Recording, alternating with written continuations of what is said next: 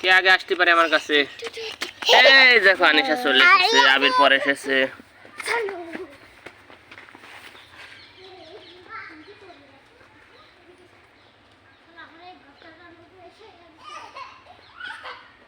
কুশাডাঙ্গার বটতলা,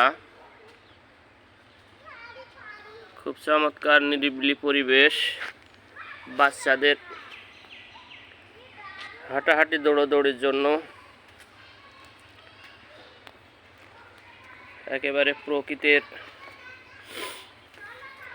প্রকৃতির মাঝে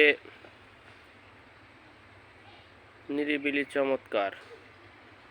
এর চারিপাশে দত্তনগর, কৃষি খামারের জমি,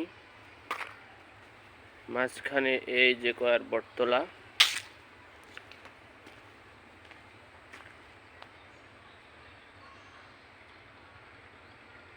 বট গাছ, বিশাল বট গাছ, যার এই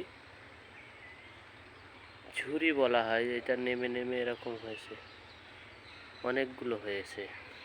এখন আসল যে গুড়া কোনটা সেটা চেনা মুশকিল।